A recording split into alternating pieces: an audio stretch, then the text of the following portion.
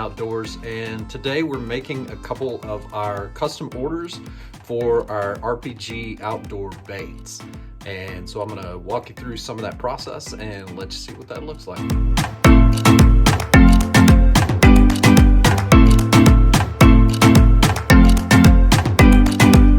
Okay, so what we're doing right now is we've already mixed up our plastic and poured it into a cup, into a Pyrex cup like that, that didn't have anything in it obviously. And we're heating up our plastic to mix our different recipes. So we have recipe cards for all of these, and we mix up one at a time obviously. And what I'm doing is I'll mix the amount of plastic that I need just to shoot the bait, so that I'm not wasting plastic. You don't want to have a bunch left over. So we're going to shoot some of our the orders today. We've got some of the new, I'll let you look at that, some of the new murder hornets that are going out. It was just posted last week and we've already got several orders. And then we're going to be shooting our fluke that we call the Turk shad. So we're going to shoot all of that today. You know, safety gear is important. Long sleeves, definitely heat gloves. You don't want to get this on your skin because this plastic, it's over 300 degrees. We typically are heating plastic. Because it's colder, we're going to heat it a little higher than we would because it's going to cool faster. It's about 35 degrees in the shop right now. We've got the heater fired up, but it's going to take it a little bit to go to normal room temp. So we're going to hit that up to about 340, mix our color, then we'll reheat to get it to 340 again.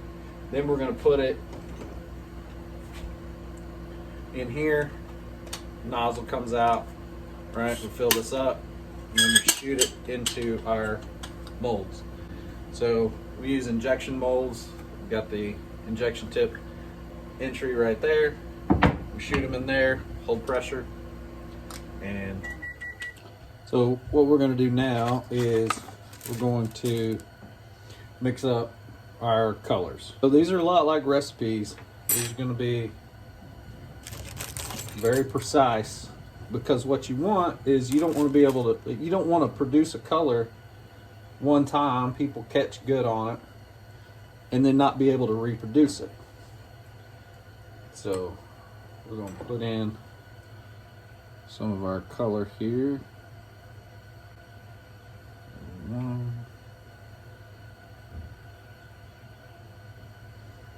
And two.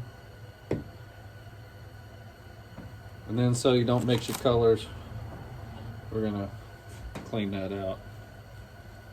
And so some of your colors, you're just gonna use drops. So we wouldn't need like a teaspoon or half a teaspoon or quarter teaspoon. You just need dropped. So you wanna always shake these containers after they've been sitting so that the stuff doesn't separate. And then when you're doing your drops, you wanna go slow. So 1, 2, 3, 4. Tilt it back up, and you're good to go. So that's got our colorant. I'm going to go ahead and mix the color before I put in any flake, because I will have some flake that I'm going to add to this to get this color. See, it's already starting to solidify on me pretty good through here. And so now we're going to work our flake. Now when you're dealing with glitter, you want to be as precise as you can, and after each color you're going to want to clean off, as you can kind of see that, how it's got glitter in it. You're going to want to clean that off, or you will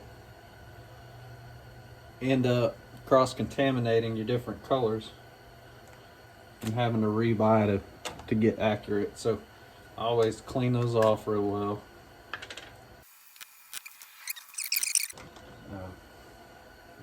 We test a lot of these to see how they look in the water. We've got a water tank over here that we look at to see what shows up really well and what doesn't show up real well. And so I'm gonna mix this. Obviously my temperature has dropped a lot. And so I'm gonna grab all this good stuff off the sides because the glitter likes to hide on the sides. Get all that mixed in. And now you start to see some of that color really come through of what these end result baits are gonna look like. And just really start to shine. Now, obviously big bait companies don't do it like this. They've got machines and formulas and all the stuff that they keep at temperature and shoot them hundreds at a time. We don't do that here. Every bait that you get is shot by either myself, or by Robert, or by Angela. There's only 3 of us. And we do all these by hand, and we make sure the colors match up. If the color doesn't look like it does every time, so if it's a little too green or a little too brown or a little too blue or whatever, you don't get it. Like we're not gonna send that to you because it's not what you ordered. You ordered to a recipe with a specific color. It needs to be the same every time. In here, we're gonna pour that up. We're gonna pour 8 ounces at a time. We're not gonna need 8 ounces, but I don't want to have air bubbles. Put a cap on. Now what I'm gonna do is I'm gonna get rid of the excess air and start a trickle. There we go. Then we're gonna put it in this first one. We're gonna push down on the plunger. We're gonna hold. I'm gonna let that sit for a second. Then I'm gonna draw up just a touch so that it's not pouring out of there, and then fill her up to the top and move to the next one. So we're gonna push that down, make sure there's no air bubbles, release up, fill her up to the top, and then you'll notice that mold is sinking down. It's filling in all the pockets with the heat.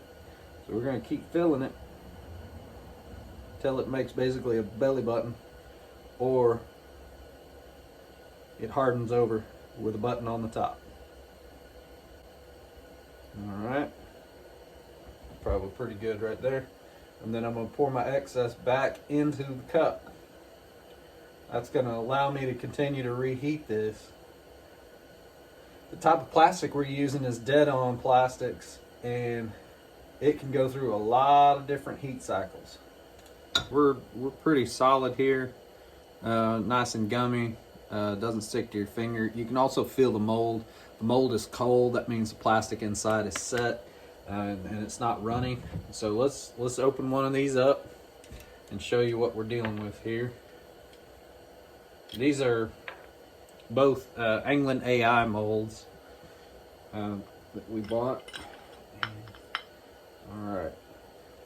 So that's what we get right there. And so what you'll see is these are on like a little tree, right? Well, this is called the sprue. And if you're using single colors, which this is a single color, you can remelt all of this plastic and reuse it. And then for these, to detach them, you can either just pull them off, or if you want to be real precise, you can use a pair of scissors and just cut them right at the nose. Then you'll get nice clean cuts for your baits where your hooks go in. And so that is a murder hornet. What I'm going to do is I'm going to lay these out as flat as I can get them, and I'm going to let them set and cure. They need to cure for about 24 hours because that plastic is still trying to decide what it wants to be when it grows up. So I could go ahead and bag these, but the problem that you're going to end up with is however they lay in the bag is how they're going to cure, and so they could cure all wonky, and then they're not going to swim straight. And so what you want to do is, like, here's some wacky packs. You can see how we've got all those laid out like so. You want those to cure for at least 24 hours. so that you can make sure that you're getting the bait to lay like you want it to lay, and that'll be a good way to go. That's what I recommend, because I've done it the other way where you bag them and send them pretty quick, and it just doesn't work out well. Check it. Yeah, we're good. Got a good button, cold to the touch, so that's definitely good. And pull these, and this is going to be your jerk shad. So you can see there's 4 of those. Here's your sprue, and these are just going to pull right out of that mold. Now, this is where using a high quality mold is important, because you'll notice there's no bubbles, there's no rises, there's no gaps. Like that is a solid bait ready to roll right now. Technically, you can put that on a hook and fish it right now. It's going to be a little soft, but all that to say, you know, these are all, as you can see, handmade.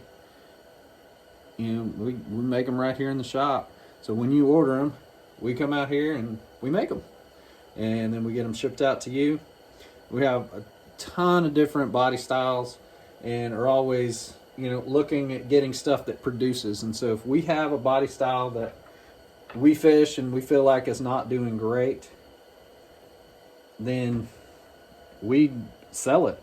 You know, we sell that mold and we buy something else. We want to make sure that we're getting baits that we would fish. So there is nothing you're going to buy from us as far as standard colors or standard body styles that we list on the Payne Outdoors website. There's nothing on that website that we don't fish and we don't believe in. So when you talk about confidence baits, all of those baits are our confidence baits. If you were to go into my worm box right now, that's what you'd see, is basically our inventory. Now, I could fish anything I wanted to, obviously, and I've fished some other brands and stuff. I just feel like when I can control the scent, I can control the exact color, I can control the body style, I can control all of that, and I'm not just buying whatever Walmart or Academy or Bass Pro offers. When I can control all of that, I feel like I'm more successful. I'm looking for very specific baits for very specific applications, and this allows me to do that.